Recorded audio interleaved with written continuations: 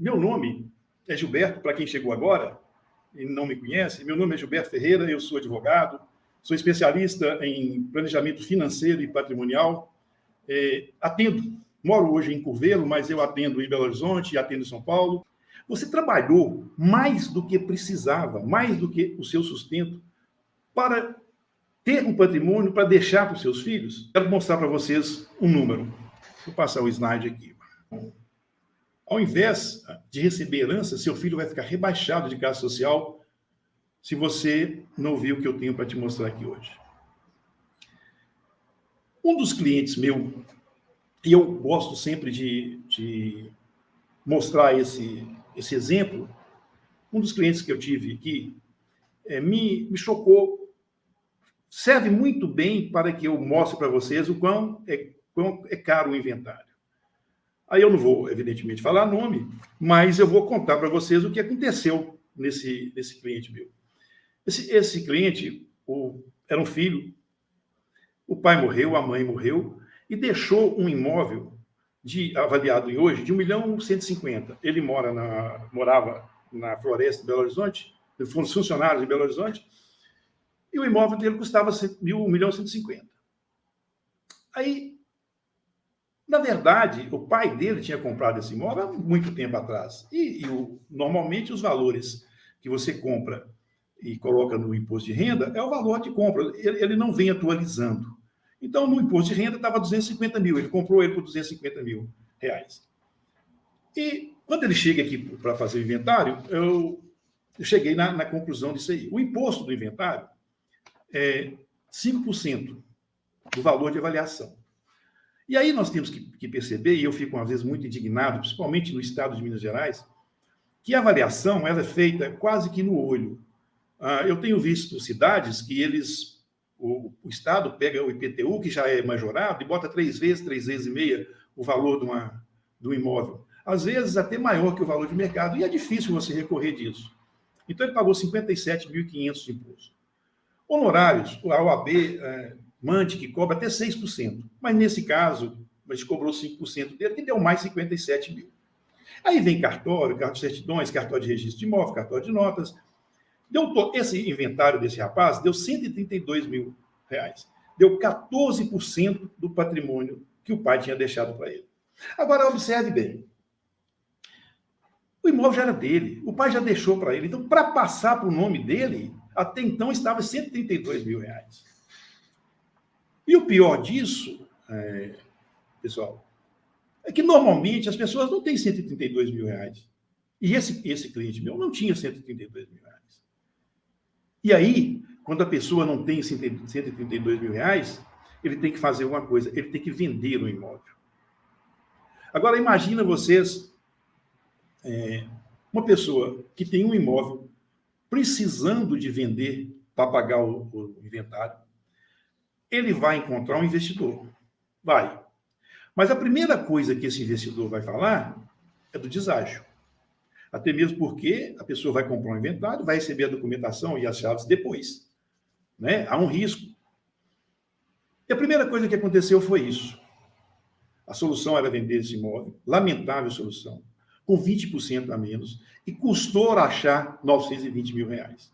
E mesmo assim, porque eu ajudei e pedi alguns corretores que fizessem isso. Bom, lembra que o valor do imposto de renda era 250.000?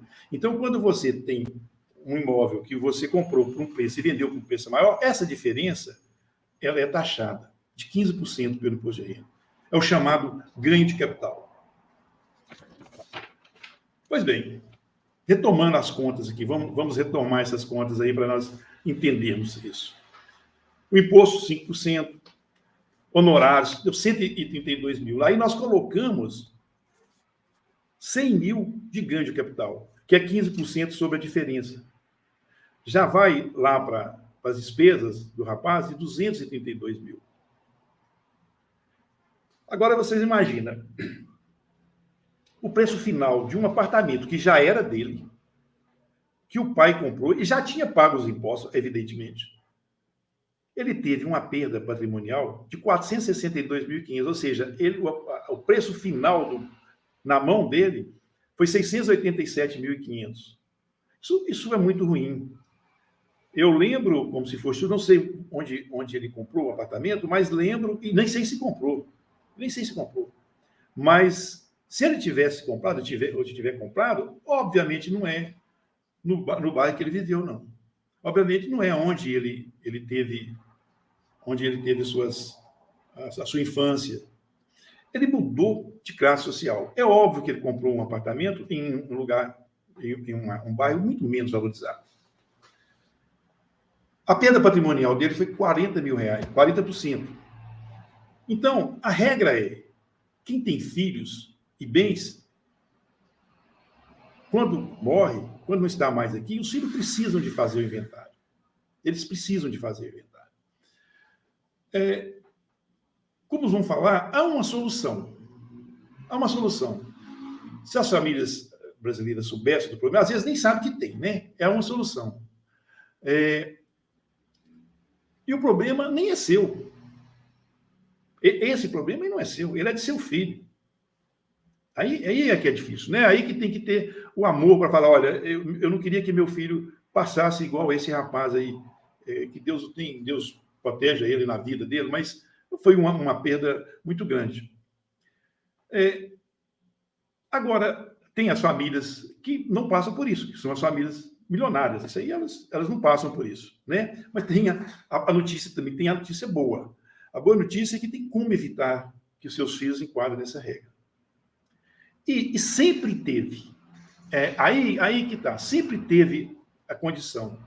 Desde 1976, né, que tem uma lei que já vem com a Lei de Liberdade Econômica, a Lei das Empresas, a Lei das SAs. Então, já existe uma maneira, e sempre existiu, de um tempo para cá, a maneira de você, do seu filho não passar por isso. Agora, quem usufrui disso são só as famílias milionárias. Aí sim, por quê? Porque elas têm dinheiro para contratar advogados, dinheiro para contratar uma banca de advogados. Ou tinha, porque hoje a internet nos possibilita levar essa informação a todo mundo. Mas o problema é muito mais fundo que isso, né? O problema é uma mudança de paradigma. O que nós temos que fazer? Tem como evitar o inventário? Tem. Como é que faz isso? Nós temos que mudar radicalmente a nossa maneira de pensar. Nós temos que ter uma mudança de paradigma na nossa vida. Porque isso é muito profundo. Imagina bem, fomos colonizados pelos portugueses. Pois bem, lá em Portugal não tem esse imposto. Lá a questão é hereditária mesmo, passa de pai para filho. Os imóveis passam de pai para filho. O pai morreu, passa de pai para filho. Nós importamos a cultura de Portugal. Só que não importamos a regra. Lá não tem imposto, aqui tem. E alguns de vocês duvidam que temos como acabar com esse imposto? Claro que não. Nós temos que mudar o paradigma, porque o imposto está aí e a tendência é crescer, a tendência é aumentar. E a questão deles é diferente. Em Portugal, a questão é hereditária. Quando vieram para o Brasil, a primeira divisão de terra eram as capitanias hereditárias.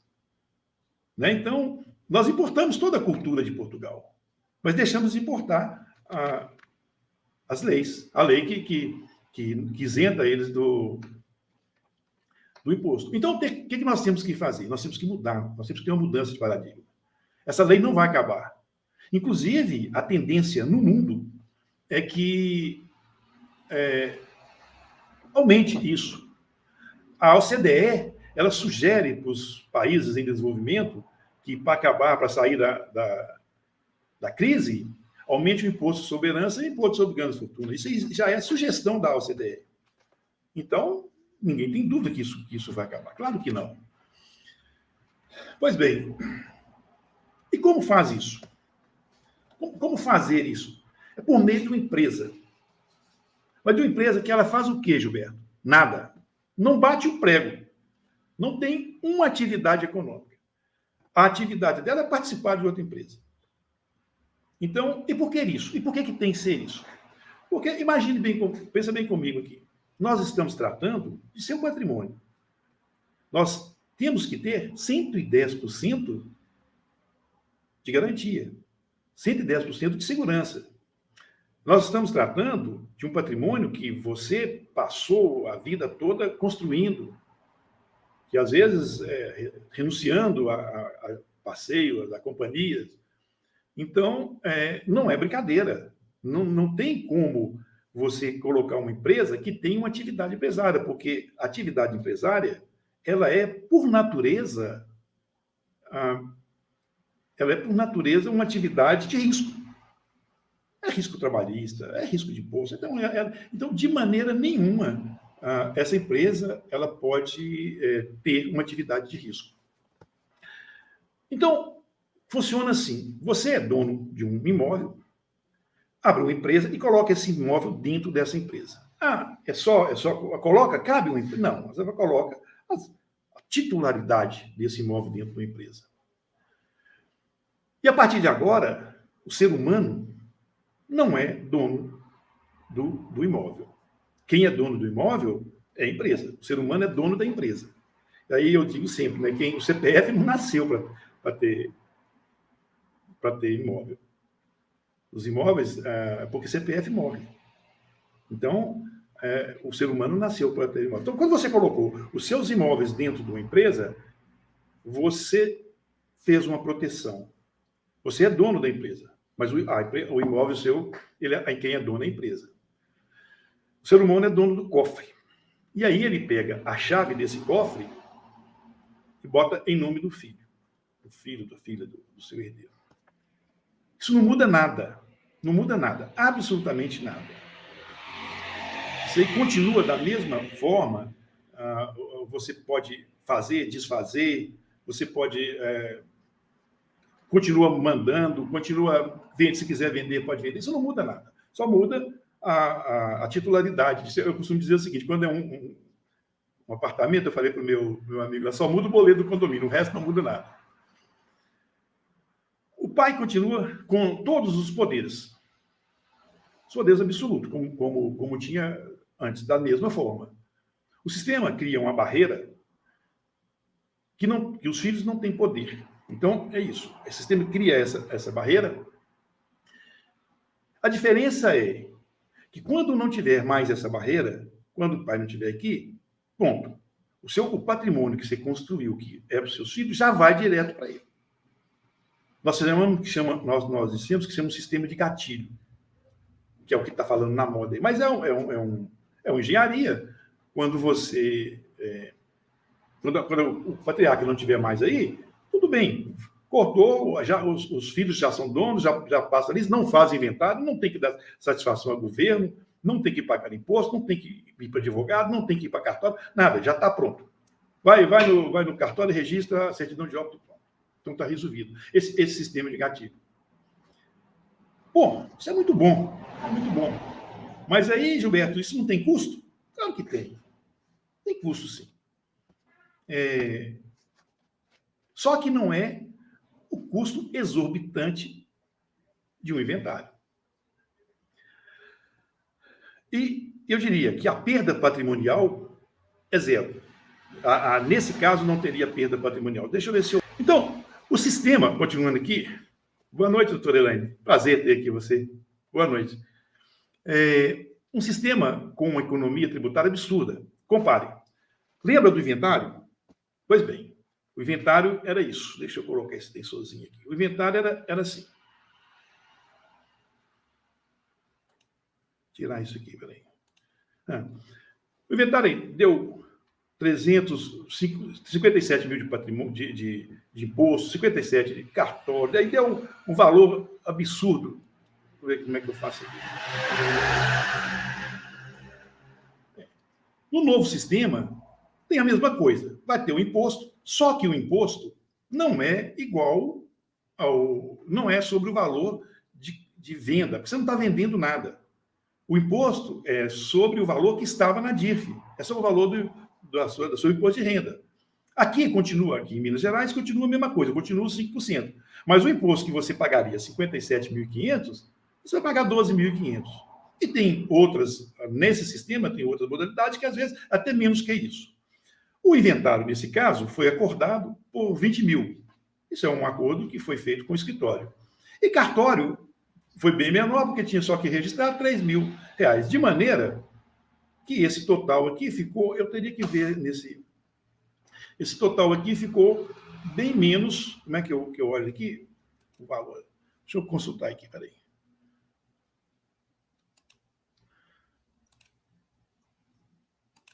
Bom, o valor aqui ficou bem menos ficou 12.500.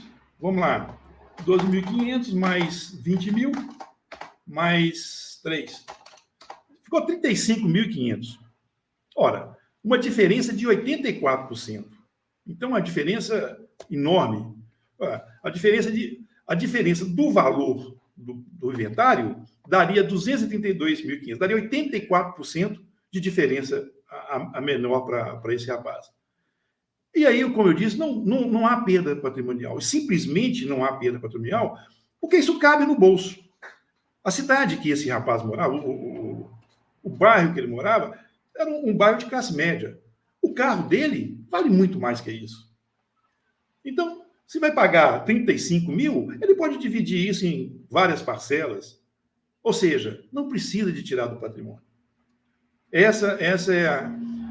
Então, aí, Gilberto, mas qual sistema é esse? Que sistema é esse?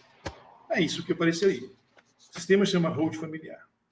E eu não vou aqui explicar para vocês o que significa hold, porque eu já estou falando o que serve a hold. Para que serve a hold?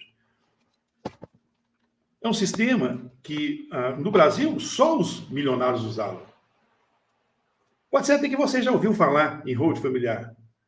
Mas melhor que explicar é dizer como que funciona a hold.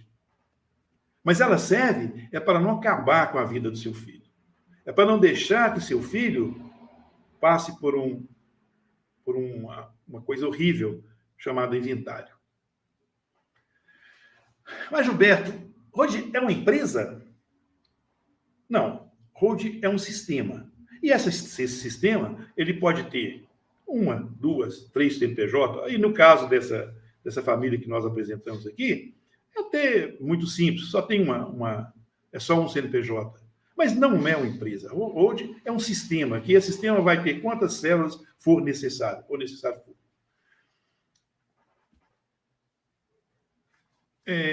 O que você precisa saber é que é um sistema lícito.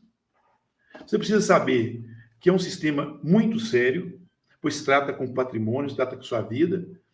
É um sistema que está exatamente, extremamente dentro da lei. E se não fosse, esse pessoal aqui não tinha feito. Hoje, eu tenho visto ministro do STF, ministro do STJ, desembargadores, todos com sistema de hold. Esse é o Norberto Odebrecht, dono de uma fortuna de 14 bilhões de reais. Isso no imposto de renda. Na verdade, a fortuna real vai mais de 100 bilhões de reais. E se tivesse o inventário dele, a Bahia, porque a Odebrecht é da Bahia, tinham recebido um imposto lá de TCMD de 1 bilhão e 120 milhões. Pergunta qualquer um lá na Bahia se viu esse dinheiro lá, se alguém pagou esse imposto lá. Claro que não. Antônio Hermílio de Moraes, isso é mais perto da nossa região, né? Tinha a usina lá em Três Marias, dono de uma fortuna de 15 bilhões e meio. Se ele tivesse inventário, 1 bilhão e 240 milhões ia para o Rio de Janeiro. Também não. A mesma coisa com Roberto Marinho. Alguém viu a Rede Globo falar que pagou algum imposto? Claro que não. Roberto Marinho era dono de uma fortuna de mais de 30 bilhões de reais. O imposto dele daria 2,4 bilhões de reais. E assim vai. Na revista Forbes, se você for lá na revista Forbes, tem o Roberto Civita, o Moisés Safra, e o irmão, o Samuel Caio, das Casas Bahia, a Dice Navarro de Camargo, da Camargo Correia. Então, essas pessoas sabem como proteger, eu sabia como proteger. O Estado não viu nenhum recurso desses valores, não. E assim tem mais. Agora, hoje ela está na sua mão. Hoje você tem o conhecimento. Hoje você sabe que existe. Hoje sabe que não é só para os milionários. É para todo brasileiro. E aí, eu vou dizer para vocês, nesse momento, dizendo isso, eu acho interessante de que me dá aí uma sensação de quase que dever cumprido, sabe? De falar para vocês, olha, existe uma coisa, existe uma lei, existe um sistema que pode ser usado por qualquer um brasileiro, e não só pelos milionários. E às vezes tem pessoas ricas que esquecem, né, que vão morrer, esquecem de usar o sistema e dá aquelas confusões, né, como o Bubu, como o chicanismo, e assim vai. Mas você já sabe disso. E esse momento é um momento bom, porque eu posso entender que a gente acabou de romper uma barreira. Uma barreira de dizer o seguinte, olha, o seu filho não precisa de passar por inventário, porque hoje a regra é o inventário. Uma barreira de dizer o seguinte, o dia que você não estiver mais aqui, você pode deixar o seu patrimônio, a sua família, do jeito que você quis, ou você pode deixar que ela faça a continuação da sua vida. E esse momento ele é muito interessante porque eu estou aqui nessa palestra como advogado. Estou gerando informações para você. Não estou vendendo nada. Eu estou dizendo, olha, existe esse sistema. Ele é lícito. Ele é usado pelas famílias que têm condição, que têm conhecimento.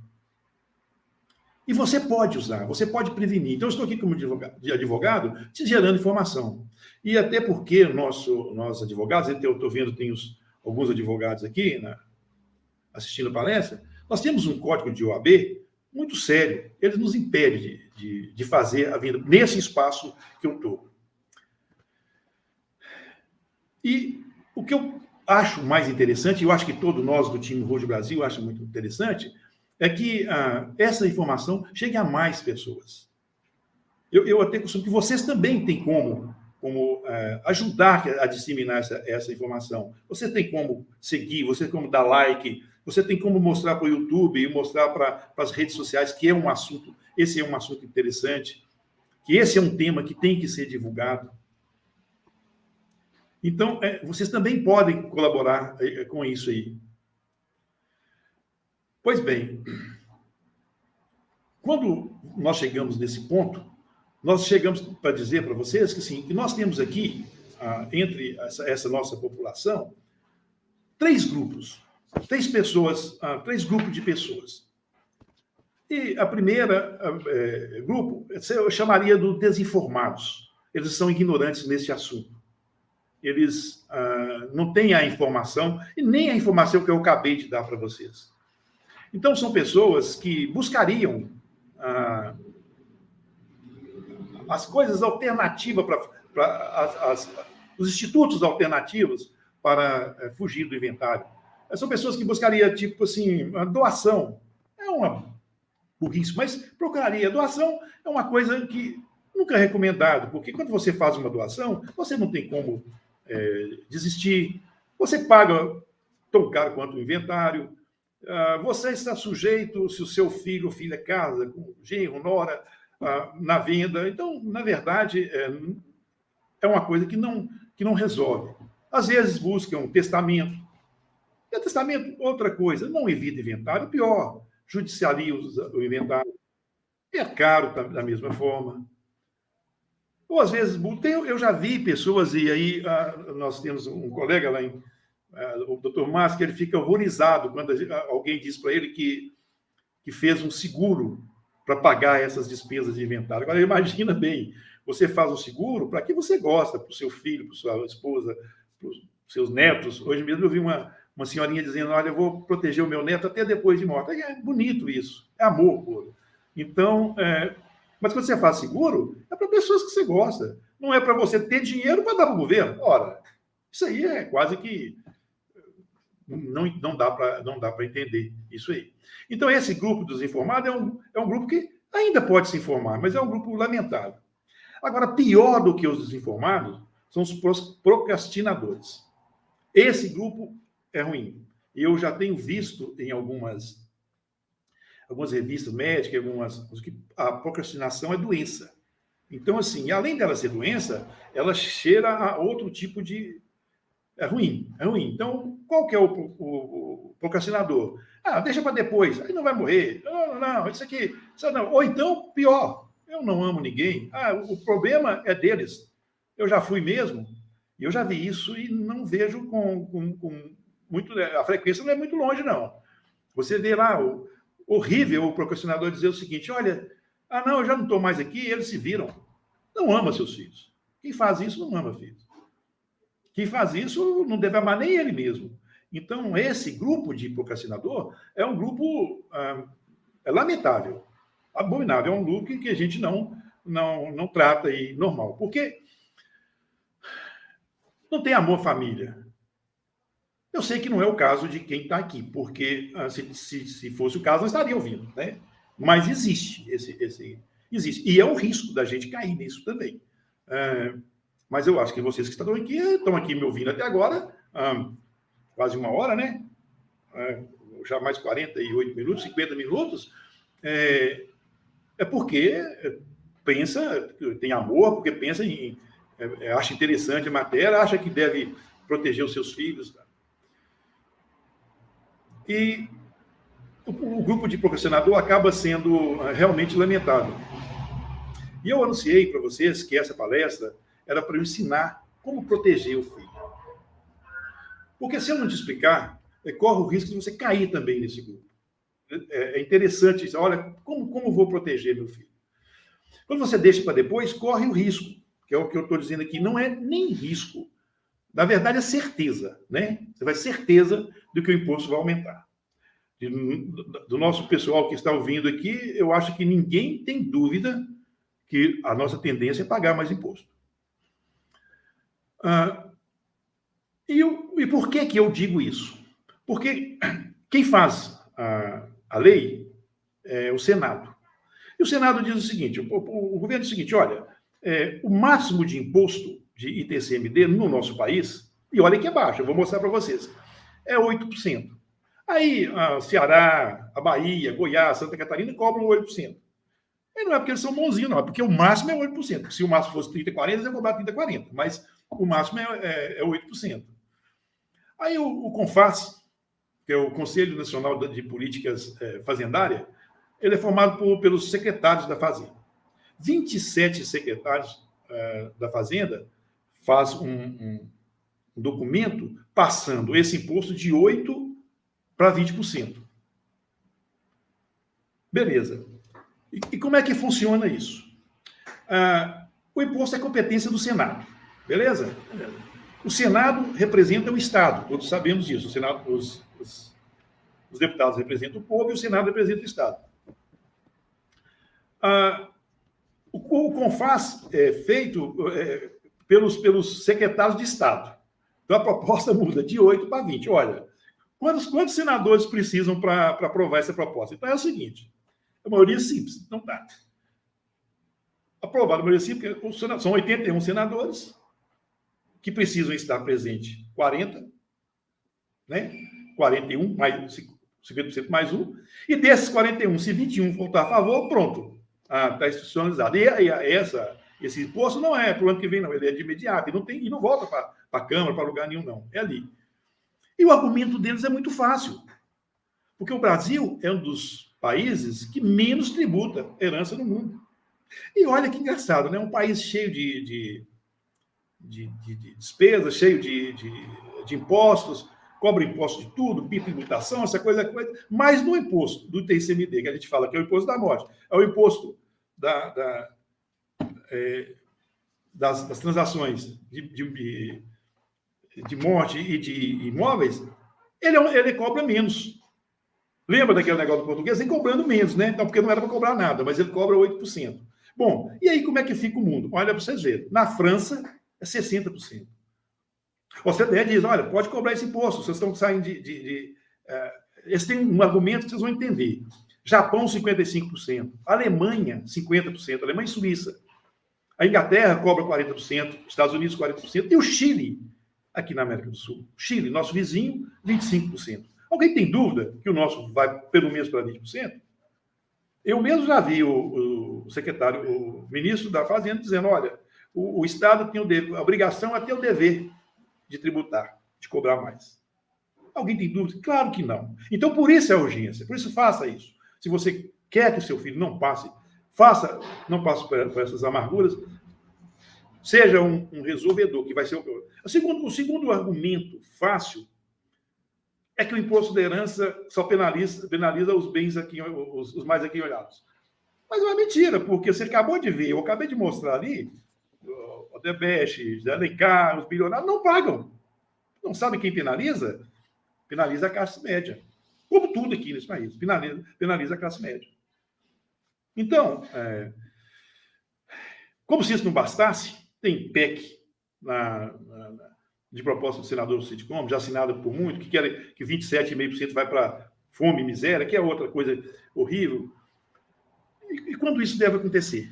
É rápido. Isso não demora a acontecer. Não. Por isso, eu vou falar para vocês do grupo de resolvedor. Resolvedor é aquela pessoa que, olha, vamos fazer? Vamos, faça isso. No início da palestra, eu disse para vocês que as pessoas que estivessem comigo aqui nessa palestra, eu iria dar um bônus. Mas o que é isso? Eu não posso usar esse espaço para vender, porque, como eu já disse, tem uma questão do OAB. Mas eu quero ajudar aí um grupo de resolvedores, porque vocês estão vendo que a minha ideia foi sempre divulgar, a minha ideia sempre é melhorar. A minha ideia é beneficiar a família brasileira, beneficiar a classe média, que está muito sofrida nisso. Como funciona esse serviço de holding? Assim, você chega no escritório de um profissional especialista nisso, e diz, eu quero fazer minha holding. Ele senta, peraí que eu vou te fazer holding. Não é assim. Não é assim. Se você chegar no escritório de um profissional e dizer, senta que eu vou fazer sua holding, pois fuja disso, que não é assim que faz holding. A maneira correta de fazer uma holding começa com um negócio que nós chamamos de cessão de viabilidade. A maneira correta de você fazer uma holding chama cessão de viabilidade. Aí, assim, a ação não é nem mais do profissional, a ação tem que ser sua. A ação tem que ser sua. A primeira ação a ser tomada é isso, é a cessão de viabilidade.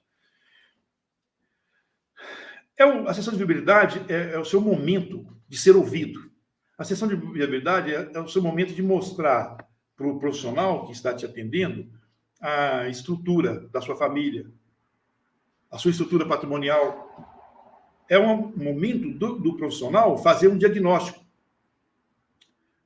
E nesse diagnóstico ele vai dizer se o sistema é para você, porque de repente nem é. De repente a solução não é esse caso. De repente a solução é um outro sistema. Vai dizer se o sistema é para você.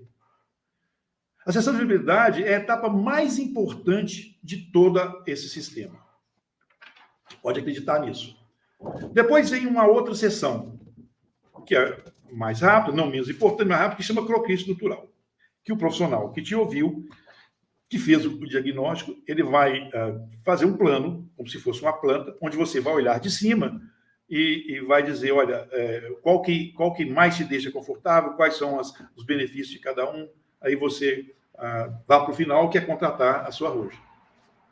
É um estudo detalhado, esse croquis, né, e vai para o final, que aí é contratar a sua holding. Esse trabalho, ele é executado em etapas. Não é um trabalho que você faz. Agora me pergunta, esse serviço de cessão de viabilidade é pago? Claro, é pago. O serviço do escritório é pago. No meu escritório, no meu escritório, nós cobramos R$ 1.200. E é isso desde a vez passada, eu não atualizei, porque é uma consulta inicial. E lá, quando você entra lá no meu escritório, lá nós podemos negociar. Aqui não, aqui eu não estou vendendo, aqui eu estou te dando informação. Eu falei que ia criar uma oportunidade, aí eu vou ver aqui embaixo, eu vou colocar aí no site um link de sessão de viabilidade. Vou deixar um acesso desse link. Se você quiser ir para o site lá do meu escritório, aí sim. Assim você pode contratar uma sessão de viabilidade lá e aí os profissionais te atendem, eu mesmo te atendo, mas aqui não, é só lá no site. Agora, para você que está assistindo, que eu digo, que eu falei, fica aí que eu vou te dar um bônus, é o seguinte, lá, se vocês escrever lá, cupom resolvedores, eu te dou 50%, não é de incentivo.